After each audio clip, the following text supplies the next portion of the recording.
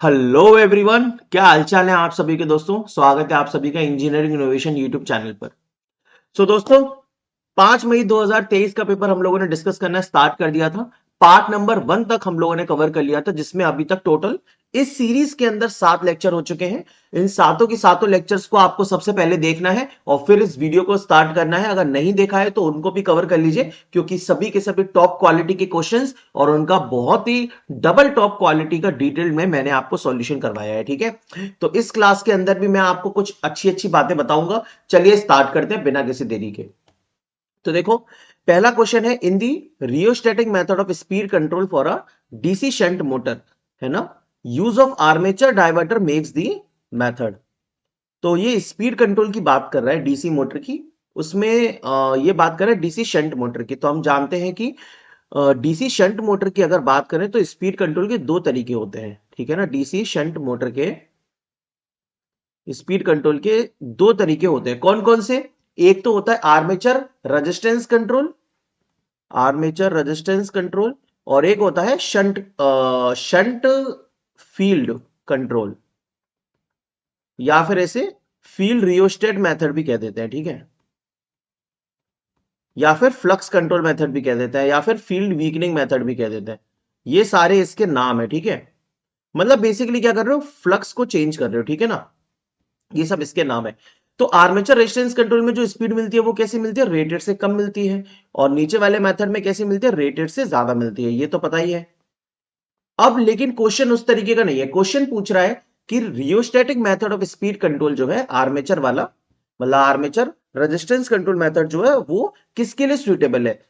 Unsuitable है changing loads के लिए, या फिर सुइटेबल है रैपिडली चेंजिंग लोड्स के लिए, लेस वेस्टफुल है या लेस एक्सपेंसिव है। तो चलो मैं आपको इन दोनों मेथड का एक बार अच्छा सा कंपैरिजन बताता हूं। तो देखिए, ये कंपैरिजन मैंने खुद तैयार किया है दोनों मेथड्स को डिटेल में स्टडी करके। तो आप लोग इसको बहुत ही अच्छे तरीके से समझना। देखो यार, एक चीज मैं बताऊं कि आर्मेचर रेजिस्टेंस कंट्रोल जो मेथड है इसमें क्या होते हैं, आई स्क्वायर आर लॉस होते हैं, क्योंकि इसका रेजिस्टेंस होता है बल्कि बड़ा होता है आर्मेचर रेजिस्टेंस का। सो सीरीज में जो लगाते हैं कंट्रोल करने के लिए स्पीड, तो इसमें होते हैं लॉस। जब लॉस होंगे तो इसकी एफिशिएंसी हो जाएगी कम। जब इसकी एफिशिएंसी कम है और इसका स्पीड रेगुलेशन भी इतना अच्छा नहीं है इस वाले मेथड का, तो पुअर स्पीड रेगुलेशन है आर्मेचर रेजिस्टेंस कंट्रोल का। और जो फील्ड रियोस्टेट कंट्रोल है या फ्लक्स कंट्रोल मेथड है, इसका गुड स्पीड रेगुलेशन है और ये एफिशिएंट भी है, क्योंकि इसके अंदर कोई बल्कि रेजिस्टेंस नहीं होता जिसमें एनर्जी का लॉस हो रहा है। ठीक है, दूसरी चीज कि भाई, अब एनर्जी का लॉस हो रहा है, हीट पैदा हो रहा है, तो अगर हम आर्मेचर रेजिस्टेंस कंट्रोल को बहुत ज्यादा समय तक यूज करते हैं इस मेथड को, तो इसमें और दिक्कत आ जाएगी। तो इसको बहुत लंबे समय तक यूज भी नहीं कर सकते, क्योंकि हीटिंग की दिक्कत है। तो not desirable for continuous operation, तो यूज फॉर शॉर्ट पीरियड के लिए यूज होता है। और यही फ्लक्स कंट्रोल की बात करें तो ये कंटिन्यूअस ऑपरेशन के लिए यूजफुल है। एक और बात कि जो आर्मेचर रेजिस्टेंस कंट्रोल मेथड है वो ऐसे लोड्स के लिए सुइटेबल है जहां पर रैपिड चेंज आता हो। लोड एकदम से अगर कम ज्यादा हो रहा है तो स्पीड भी सडनली डिक्रीज होनी चाहिए। ठीक है ना, तो use for rapidly changing loads with decrease in speed as in fans and blower. जैसे कि पंखे वगैरह में हमें स्पीड को अगर कम करना है तो बहुत ही तेजी से कम करना होता है, रैपिडली कम करना होता है, तो उसके लिए ये वाला मेथड जो है सुइटेबल है। ठीक है, तो ये पॉइंट अगर आप याद रखोगे, तीन चार पॉइंट जो बताए, तो इससे और भी क्वेश्चंस बन जाएंगे आपसे, जो अच्छे क्वेश्चंस अब नए बनेंगे वो। और ये क्वेश्चन का आंसर तो क्लियर ही है कि suitable for rapidly changing loads. अब देखो इस क्वेश्चन में क्या बोल रहे हैं, frequency of EMF in the stator of a 4 pole induction motor is 50 hertz and that in the rotor is 1.5 hertz. तो रोटर की फ्रीक्वेंसी 1.5 हर्ट्ज है और स्टेटर की फ्रीक्वेंसी 50 हर्ट्ज है। तो बहुत ही सिंपल क्वेश्चन हो गया। स्लिप हो जाएगी rotor frequency upon stator frequency, मतलब 0.03। तो 3% का स्लिप आ रहा है। सिंक्रोनस स्पीड कितनी बनेगी, देखो 4 पोल है 50 हर्ट्ज तो 1500 आरपीएम। तो रोटर की स्पीड कितनी हो जाएगी, 3% स्लिप कम कर देंगे इसमें से, एनएस इंटू 1 - एस, तो 1455 आरपीएम आ जाएगा। ठीक है, सिंपल क्वेश्चन है। Which of the following parts of thermal power plant, which of the following parts of thermal power plants is associated with ash handling subsystem?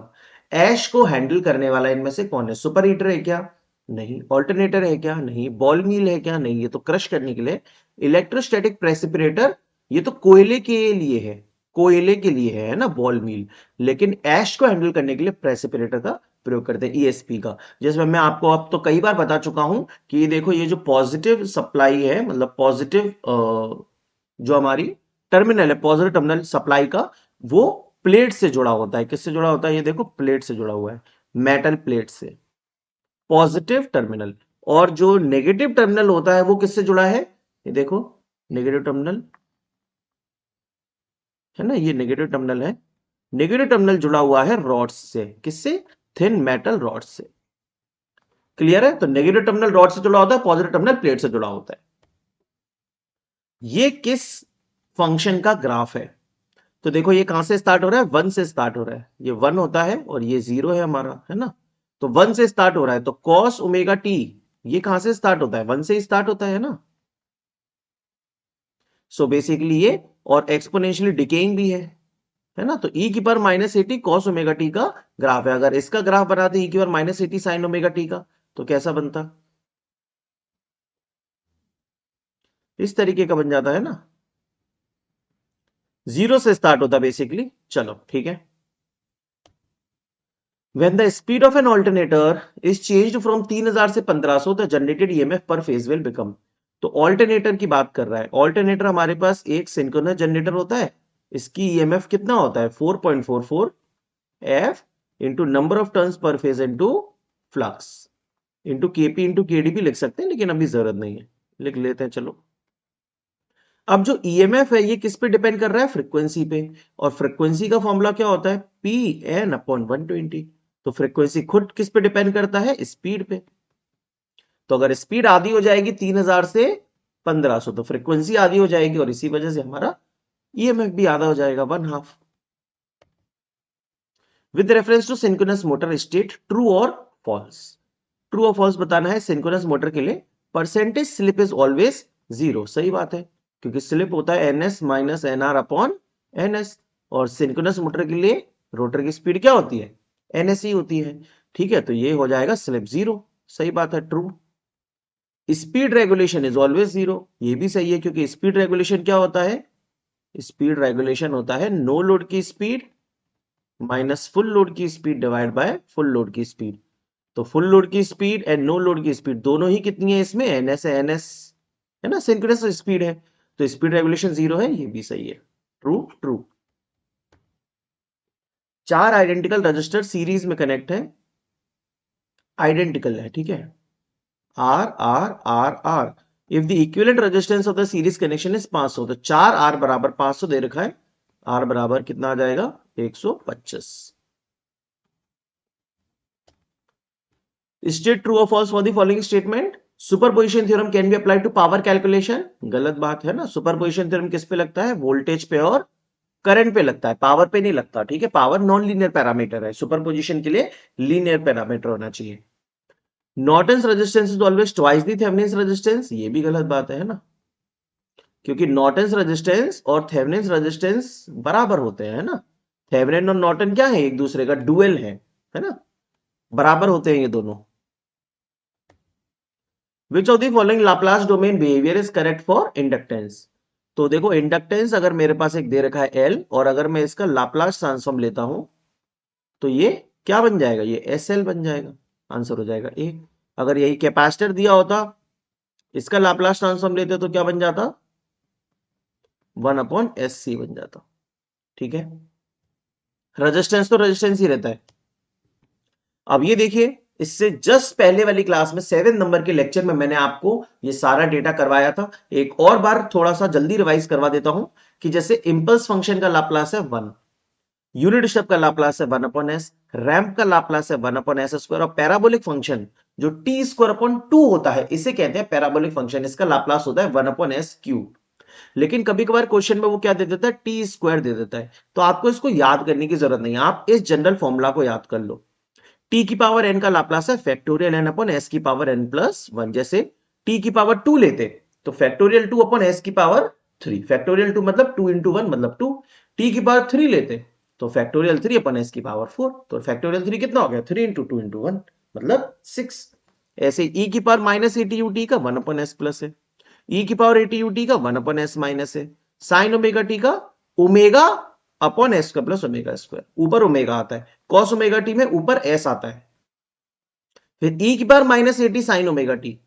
इसमें क्या कर रहे हैं भाई, टाइम डोमेन में जब भी एक्सपोनेंशियल का मल्टीप्लाई करते हैं तो फ्रीक्वेंसी डोमेन में शिफ्टिंग हो जाती है, एस को एस प्लस ए कर दोगे, यहां पे भी देखो एस को क्या कर दोगे, एस प्लस ए, तो ऊपर भी हो जाएगा नीचे भी हो जाएगा। फिर ये क्या चीज है, जब टाइम का मल्टीप्लाई करते हैं, टी का मल्टीप्लाई करते हैं, तो ई की power minus A T U T का तो 1/s प्लस ए होता है, लेकिन टी का मल्टीप्लाई कर दिया तो फ्रीक्वेंसी में डेरिवेटिव करना पड़ता है, एक बार डिफरेंशिएट करना पड़ता है, तो 1/s प्लस ए को जब एक बार डिफरेंशिएट करोगे तो 1/s प्लस ए का होल स्क्वायर आ जाएगा, और सेम यहां पर 1/s माइनस ए का होल स्क्वायर हो जाएगा। ठीक है, इतना जानने की जरूरत नहीं है, ब्लैक वाला रहने दो, बाकी ये सब कर लो। अब देखो ये बड़ा ही अच्छा क्वेश्चन और कॉन्सेप्ट है, बोल रहा है अगर सिमेट्रिकल वेवफॉर्म है तो average value over half cycle लेते हैं, ओवर डैश मतलब over dash cycle, and in case of unsymmetrical waveform average value is taken over dash cycle. Symmetrical waveform का मतलब क्या है, ये देखिए, ये आपके सामने एक साइनसोइडल वेवफॉर्म है, ये एक सिमेट्रिकल नेचर की वेवफॉर्म है। जिस किसी भी वेवफॉर्म में एक पॉजिटिव हाफ हो और एक नेगेटिव हाफ हो, और दोनों का एरिया इक्वल हो पॉजिटिव और नेगेटिव का, वो हमारे लिए सिमेट्रिकल वेवफॉर्म बन जाएगी।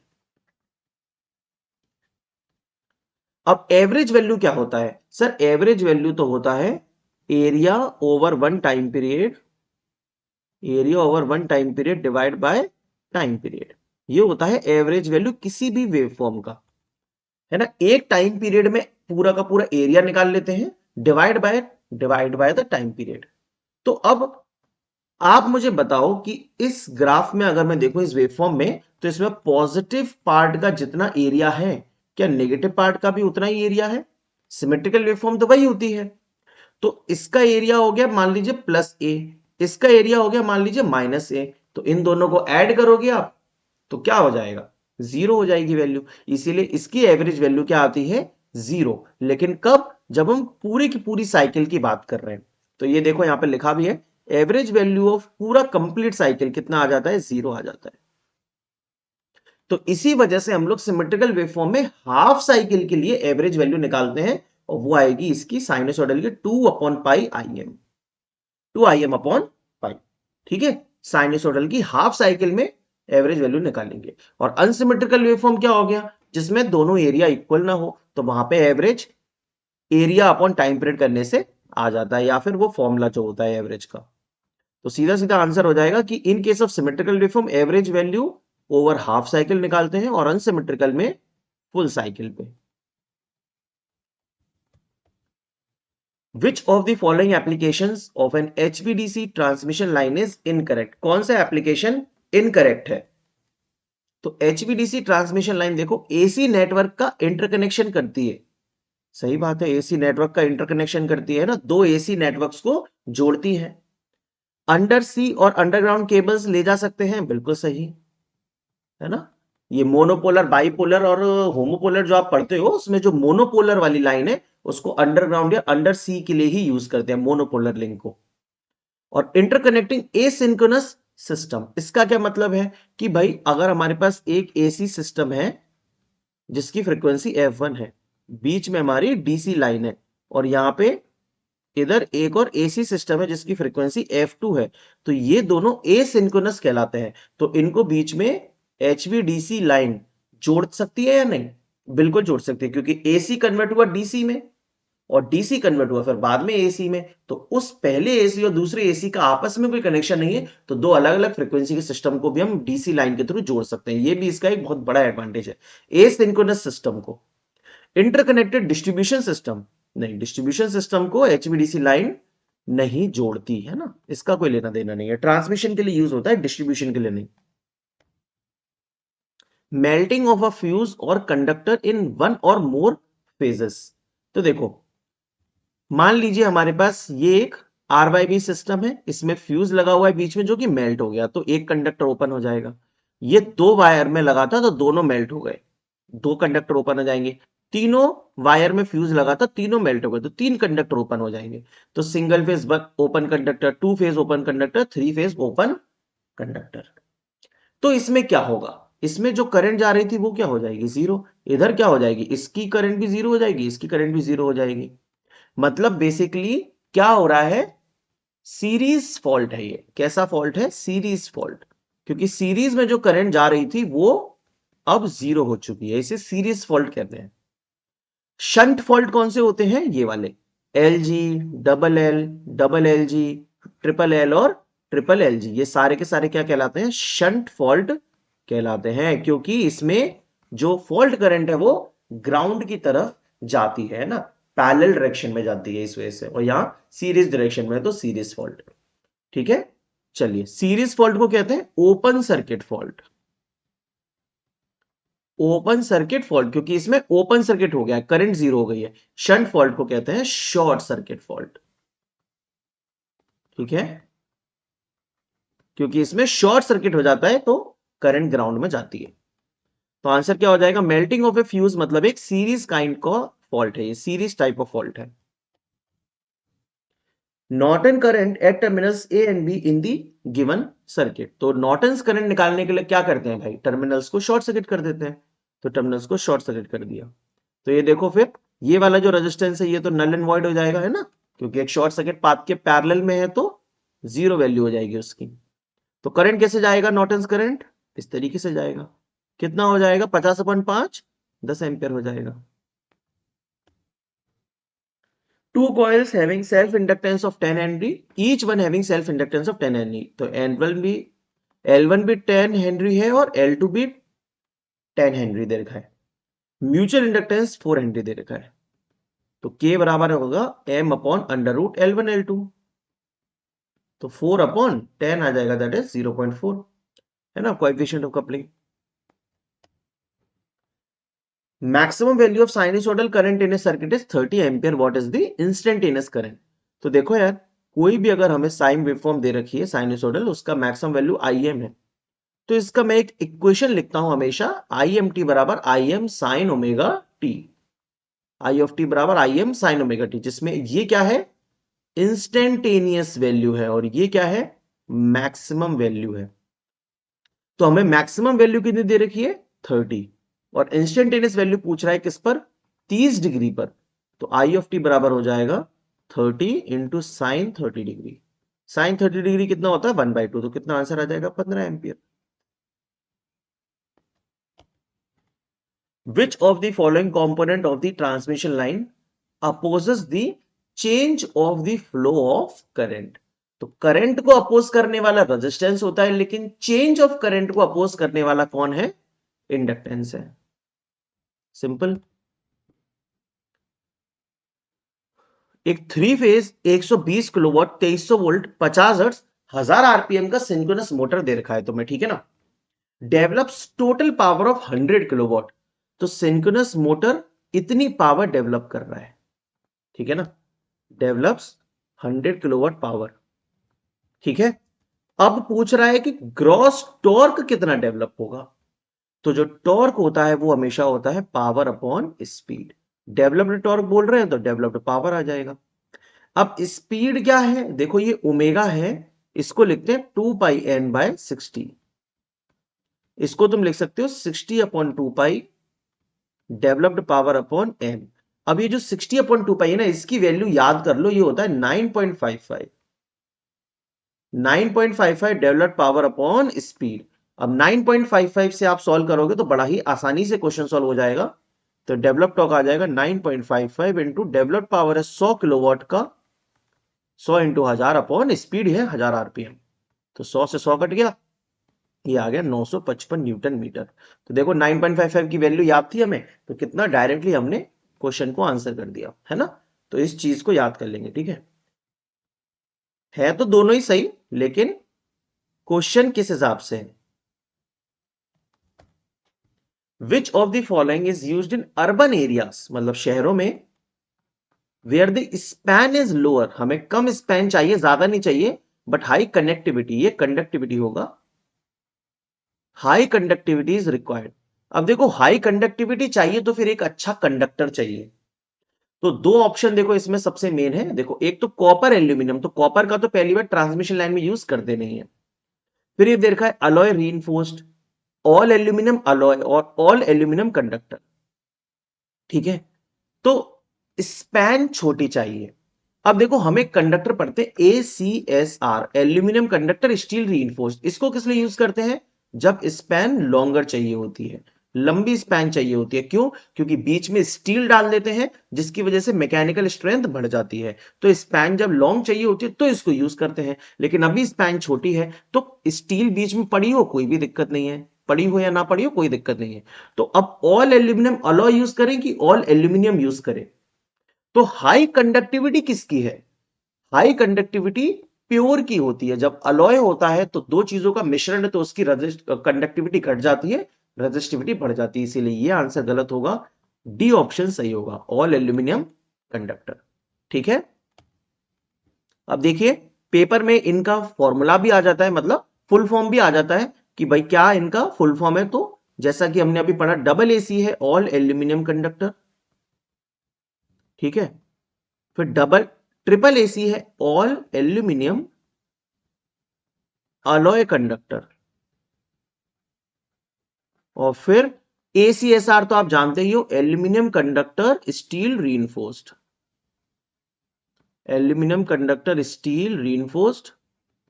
और ACAR क्या होता है? ये होता है aluminium conductor, aluminium conductor alloy को रीइंफोर्स कर देते हैं।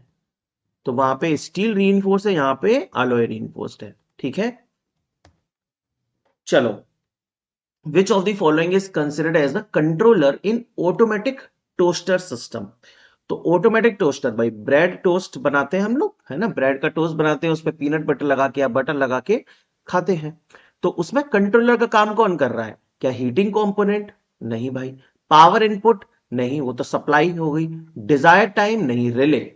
रिले इसमें एक मुझे सही ऑप्शन दिख रहा है जो कि कंट्रोलर का काम कर सकता है ना। चलो थोड़ा पानी पी ले।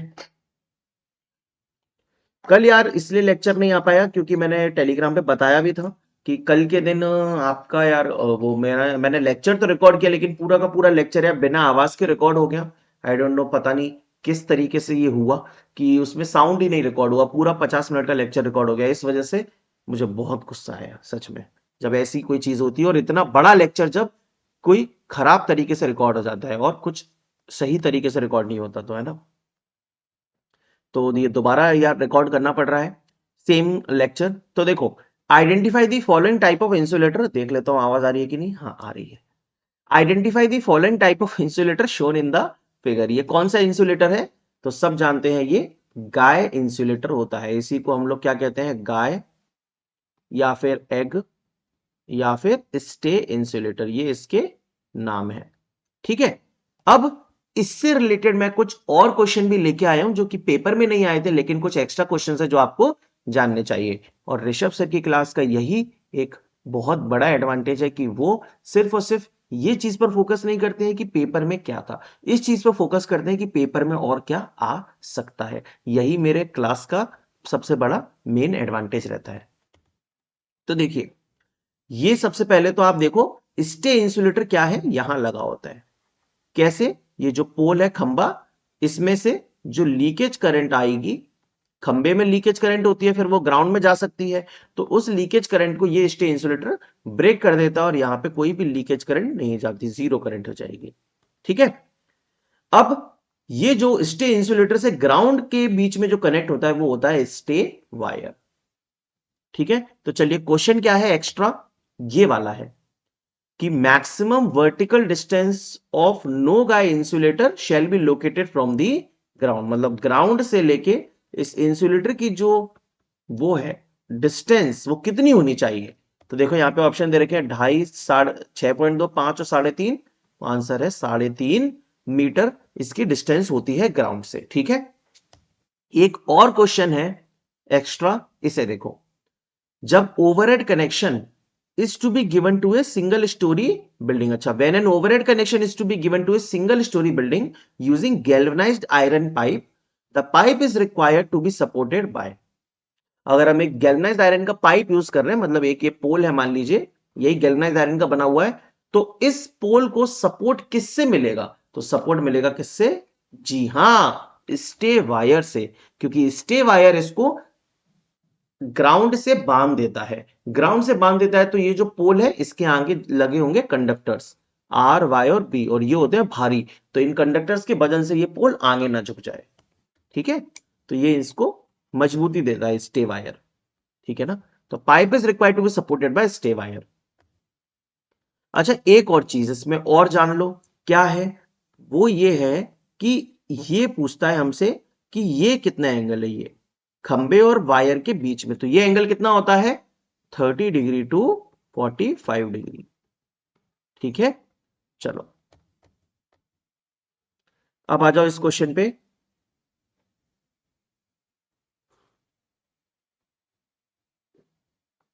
देखो, फ्लक्स डेंसिटी बी है, मैग्नेटिक फील्ड एच है in magnetic circuit, then what will be the energy density in magnetic field? Energy density बोल रहा है, तो यार ये बड़ा ही बढ़िया कॉन्सेप्ट है कि एनर्जी डेंसिटी जो होती है, अभी तक तो आप एनर्जी पढ़ते हुए आए थे इंडक्टर की, वो होती थी हाफ एल आई स्क्वायर, और कैपेसिटर की half C V square. Energy density होता है हाफ बी इंटू एच। इसको और कैसे लिख सकते हैं? देखो, बी बराबर होता है mu naught mu R H. अगर सपोज मैं म्यू आर को 1 मान लू, तो बी नॉट, बी बराबर हो जाएगा म्यू नॉट एच। अगर म्यू आर को 1 मान ले, मैग्नेटिक जो मटेरियल है उसके आसपास एयर मान ले, तो बी बराबर म्यू नॉट एच हो जाएगा। तो रखो यहाँ पे बी की जगह म्यू नॉट एच रखेंगे तो हो जाएगा half mu naught H square, और अगर एच की जगह बी अपॉन म्यू नॉट रख देंगे तो half B square upon mu naught. ये तीन एक ही रिजल्ट है, सेम रिजल्ट है ना, तो इन तीनों को याद रखेंगे। आंसर है फिलहाल ए।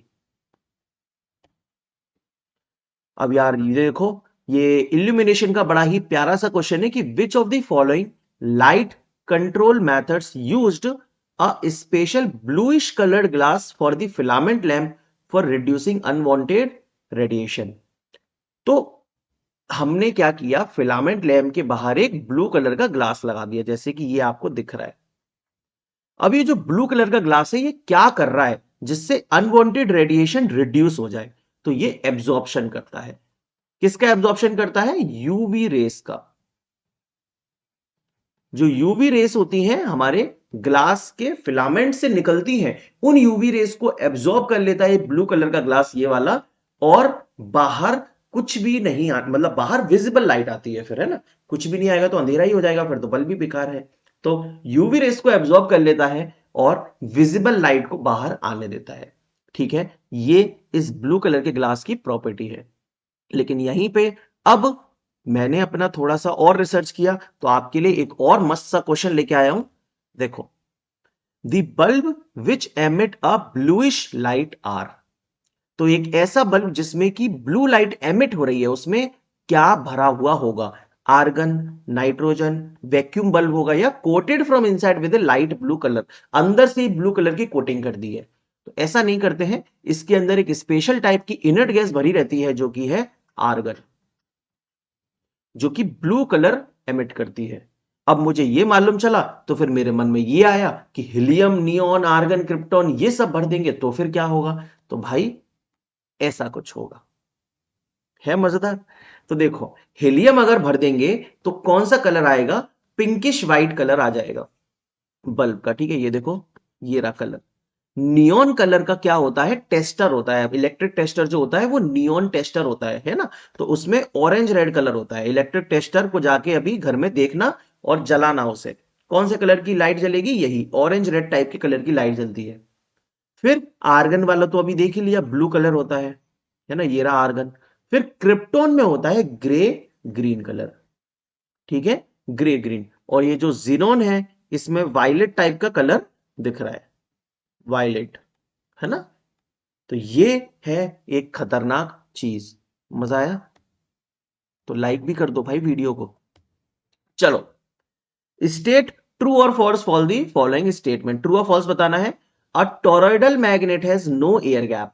क्या टॉरॉइडल मैग्नेट में कोई एयर गैप नहीं होता? सही बात है, देखो ये रही टॉरॉइडल मैग्नेट, कहां है एयर गैप? इसमें कोई एयर गैप नहीं है, है ना। बीच में, कोर के बीच में एयर गैप होना चाहिए। अब आप बोलो सर ये तो रहा एयर, तो ये तो टॉरॉइड के बीच में हॉलो है, ये तो उसका शेप है ना। टॉरॉइडल मैग्नेट में कोई एयर गैप है क्या? नहीं भाई, कोई एयर गैप नहीं है, नो। तो ट्रू हो गया ये। Unit of MMF is weber per ampere. जी नहीं, एमएमएफ की यूनिट क्या होती है? N into I, ampere turns. True false? तो आंसर हो गया सी। अब यहीं पे एक और अच्छा सा क्वेश्चन करवाता हूं मैं आपको टॉरॉइड का, ठीक है, बहुत इंपॉर्टेंट है ये क्वेश्चन। तो देखो, इसमें बोल रहा है magnetic field inside a torrid is, क्या होती है magnetic field inside a torrid? तो ये जो टॉरॉइड है, देखो, ये एक सर्कुलर शेप का है ना। अगर मैं इसमें H की वैल्यू लिखूं तो H होता है N इंटू आई अपॉन एल, है ना। मैग्नेटिक फील्ड स्ट्रेंथ क्या होती है? Number of turns into current per unit length, ampere turn पर मीटर। अब लेंथ जो है वो मैग्नेटिक पाथ की लेंथ है, तो सरकमफेरेंस ऑफ सर्कल हो जाएगा, तो वो हो जाएगा N I upon 2 pi R. और बी क्या होता है? म्यू नॉट इंटू एच, तो हो जाएगा mu naught N I upon 2 pi R. तो हम देख पा रहे हैं कि बी का फॉर्मूला ये होता है फॉर टॉयराइड, ठीक है। तो अब कभी भी इसका अगर न्यूमेरिकल भी आया तो आप लोग इस फॉर्मूले से इसको बना सकते हो। तो बोल रहा है कि मैग्नेटिक फील्ड जो है वो डायरेक्टली प्रोपोर्शनल टू लेंथ है, तो हमने क्या लिखा? Mu naught N I upon 2 pi R. Directly proportional to length है तो ऐसा तो कुछ नहीं है। डायरेक्टली प्रोपोर्शनल टू करंट है? जी हाँ बिल्कुल, डायरेक्टली प्रोपोर्शनल टू करंट है। Inversely proportional to total number of turns? जी नहीं। Inversely proportional to current? जी नहीं। डायरेक्टली प्रोपोर्शनल टू करंट है हमारी मैग्नेटिक फील्ड, ठीक है। चलिए वापस आते हैं हमारे पीजी सेल के क्वेश्चंस पे। विच of the following statement is incorrect for extra high voltage transmission line? कौन सा स्टेटमेंट इनमें से इनकरेक्ट है? तो एक्स्ट्रा हाई वोल्टेज का जब हम यूज करते हैं, तो हाई वोल्टेज जब यूज करते हैं, हाई वोल्टेज जब यूज करते हैं या फिर एक्स्ट्रा हाई वोल्टेज जब यूज करते हैं तो क्या होता है? करंट कम हो जाता है ना, क्योंकि पावर तो सेम ही रहती है, करंट घट जाता है। जब करंट घटेगा तो वोल्टेज ड्रॉप कम हो जाएगा, वोल्टेज ड्रॉप कम हो जाएगा तो वोल्टेज रेगुलेशन क्या होगा? इंप्रूव हो जाएगा, सिंपल। तो ये सही बात है। इंक्रीज इन ट्रांसमिशन एफिशिएंसी, ये भी सही बात है क्योंकि लॉसेस घट जाते हैं। रिड्यूस इलेक्ट्रिकल लॉस, ये भी सही बात है। Reduced cost of towers and protection, अगर हम वोल्टेज को बढ़ाएंगे तो कंडक्टर के अक्रॉस ज्यादा वोल्टेज है, तो हमें ग्राउंड क्लियरेंस और देना पड़ेगा, तो उसकी वजह से टावर और ऊंचे होने पड़ेंगे, क्रॉस आर्म और बड़ी होनी पड़ेगी। तो बेसिकली टावर की कॉस्ट बढ़ती है, कम नहीं होती। तो यहां पे कह रहा है रिड्यूस्ड कॉस्ट, ये गलत बात है, incorrect. Find the voltage V not, ये बच्चों जैसा क्वेश्चन है। वी नॉट वोल्टेज निकालना है, निकाल दो भाई फटाफट। करंट कितनी आ जाएगी? 12/4 + 2 6, मतलब 2 एम्पियर। तो वी नॉट है 2 × I, मतलब 4 वोल्ट। अब ये देखिए, ये क्वेश्चन बड़ा ही यूनिक टाइप का था पेपर में।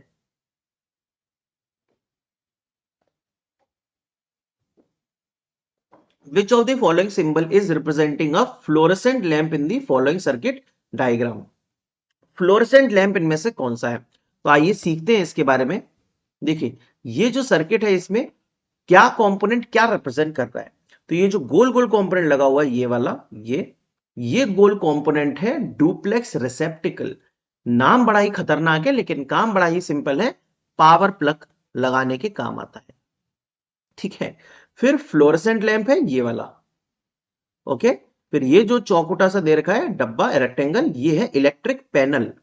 और ये जो स्क्वायर दे रखा है ये है जंक्शन बॉक्स, ठीक है। तो अब आज के बाद अगर ये क्वेश्चन सेम रिपीट हो गया तो बाकी के कंपोनेंट्स आप पहले से ही जानते हो। आंसर क्या है इसका? Fluorescent lamp. मतलब फ्लोरेसेंट लैंप बोला था तो वो डी ऑप्शन हो गया।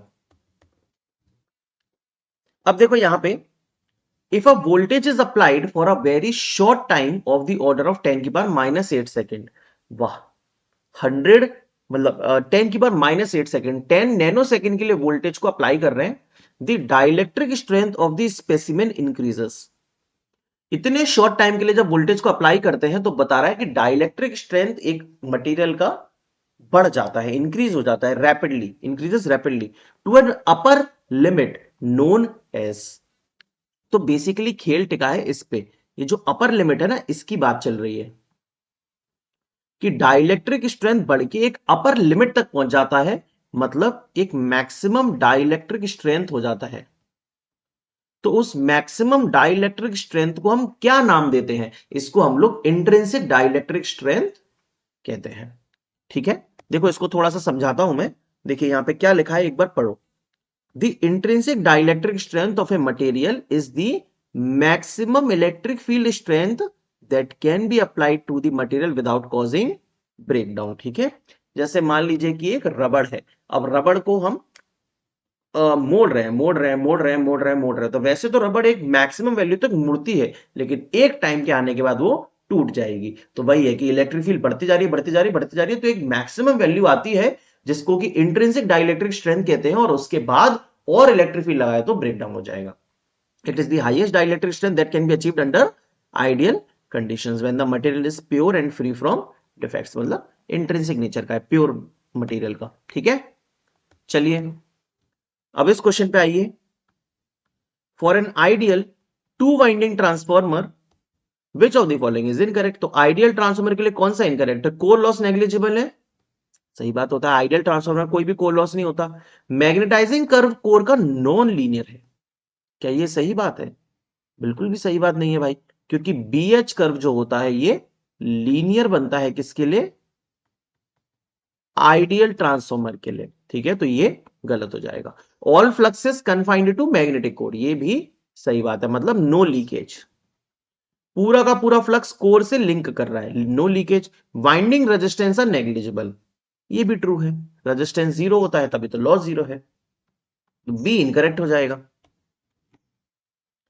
अब देखिए, a coil having turns 500 turns is coupled with A coil having 1500 turns, mutual inductance उनके बीच का 5 मिली हेनरी है, तो फाइंड द रिलक्टेंस। तो देखो यार, जो म्यूचुअल इंडक्टेंस का फॉर्मूला है वो क्या होता है?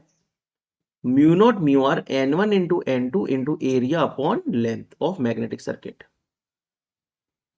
अब इसमें जो रिलक्टेंस है वो होता है L upon mu naught mu r A, तो इसीलिए हम म्यूचुअल इंडक्टेंस को क्या लिख सकते हैं? N1 into N2 upon reluctance S,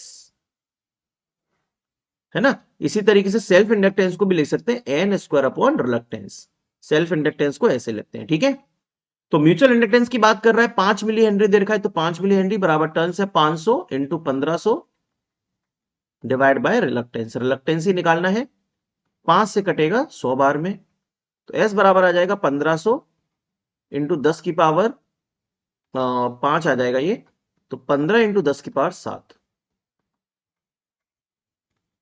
ये आ गया बी ऑप्शन, है ना। चलिए,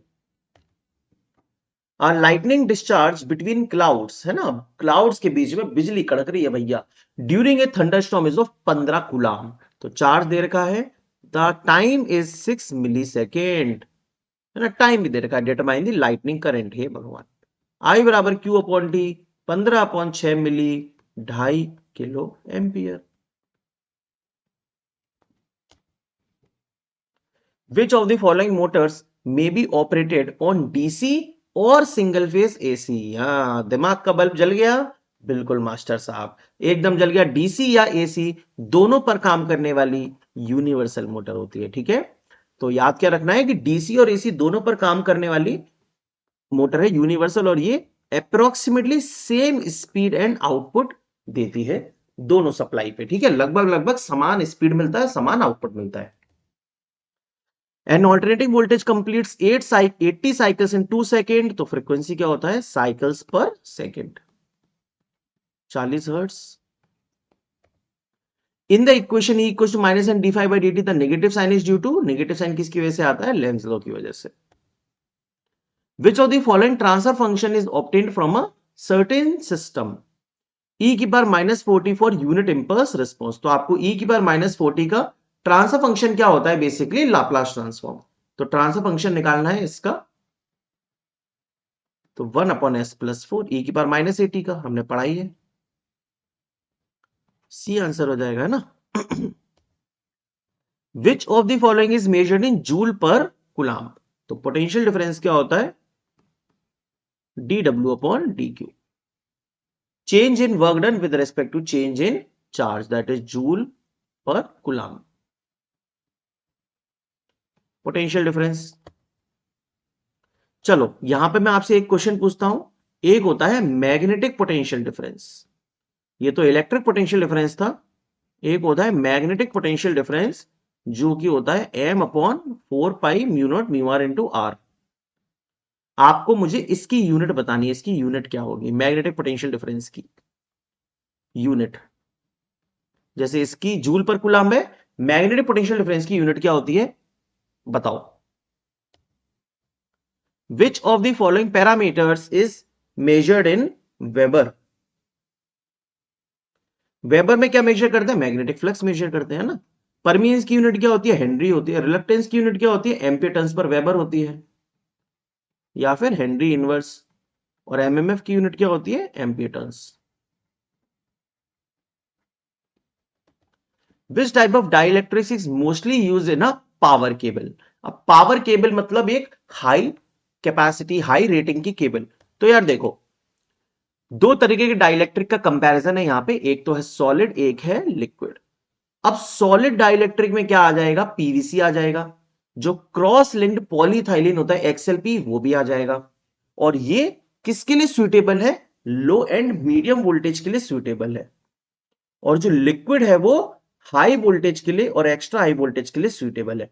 अब ऐसा हो क्यों रहा है, ऐसा इसलिए क्योंकि लिक्विड की हीट डिसिपेटिंग प्रॉपर्टी अच्छी होती है, लिक्विड जल्दी से गर्म हो जाता है और एटमॉस्फेयर में हीट को डिसिपेट भी कर देता है, लेकिन सॉलिड इतना जल्दी हीट को डिसिपेट नहीं कर पाता। इस वजह से हम उसमें बहुत ज्यादा वोल्टेज नहीं लगा सकते, जिसकी वजह से करंट भी कम रहे। तो लिक्विड में हीट डिसिपेटिंग प्रॉपर्टी अच्छी होती है, इस वजह से हाई वोल्टेज के लिए यूज करते हैं, ठीक है।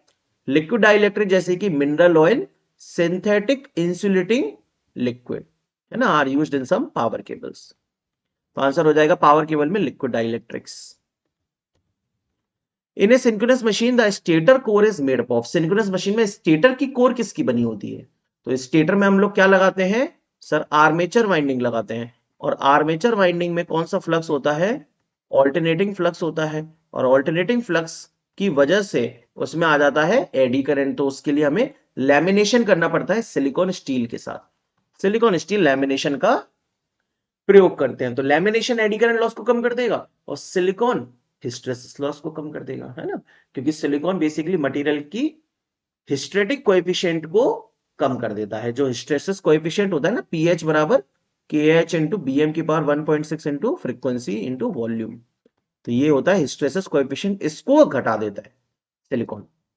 और थोड़ा थोड़ा रेजिस्टिविटी भी बढ़ा देता है, जिससे एडी करंट लॉस भी थोड़ा बहुत कम हो जाता है। लेकिन मेनली एडी करंट लॉस को कम करने के लिए हम लैमिनेशन का प्रयोग करते हैं। और इसी के साथ हमारा आज के एक और वंडरफुल शो का हुआ दी एंड। तो भाई ये बिल्कुल प्राइम टाइम की तरह चल रहा है, जैसे टीवी पे लगभग 50 मिनट का 1 घंटे का, मतलब टीवी पे तो वैसे 1 घंटे का शो आता है तो रहता तो वो 25-30 मिनट का ही है, क्योंकि बीच में इतने सारे ऐड रहते हैं। लेकिन यहाँ पे ऐड नहीं है, यहाँ पे बोरियत नहीं है, यहाँ पे आपके लिए और भरमार कंटेंट है, समझ रहे हो, इस क्लास के अंदर। क्योंकि पीजीसीएल के ही नहीं, मैं कुछ और भी क्वेश्चंस अगर मुझे लग रहा है उस टॉपिक से रिलेटेड तो वो भी कवर कर रहा हूं। जैसे कि आज हमने एक बहुत ही कॉन्सेप्ट धांसू वाला सीखा, वो ब्लू कलर के ग्लास वाला, है ना। और भी काफी सारे कॉन्सेप्ट सीखे हैं। तो अब देखिए, मुझे तो यार देखो इतना याद नहीं रहता है, लेकिन आप लोग एक बार जब पूरी की पूरी वीडियो में लिखोगे, है ना, उसके नोट्स, इंपॉर्टेंट पॉइंट के नोट्स बना लोगे, तो आपको पता चलेगा कि कितनी सारी चीजें आप हर एक लेक्चर से सीख रहे हो, ठीक है। तो इस लेक्चर की वैल्यू बहुत ज्यादा है, इसीलिए मैं चाहता हूं कि आप इसको कमेंट करके बताएं कि कैसा लगा आपको, ठीक है, और क्या चीज नई सीखने को मिली। और वीडियो को लाइक तो कर ही दें, चैनल को सब्सक्राइब भी कर ले अगर नहीं किया है तो। और इन वीडियोस को पूरी की पूरी प्लेलिस्ट एक अलग बनी हुई है, अपने दोस्तों के साथ शेयर करें दोस्तों, क्योंकि यार आप देख ही रहे हो कि मैं बड़ा ही अपना बिजी शेड्यूल है, ऑब्वियस सी बात है, जॉब के साथ चीजें मैनेज कर पाना थोड़ा सा मुश्किल होता है, लेकिन फिर भी मैं कोशिश कर रहा हूं कि आप लोगों को क्वालिटी कंटेंट्स को प्रोवाइड कर सकूं, ठीक है। चलिए, थैंक यू सो मच, मिलता हूं कल के दिन, बाय बाय।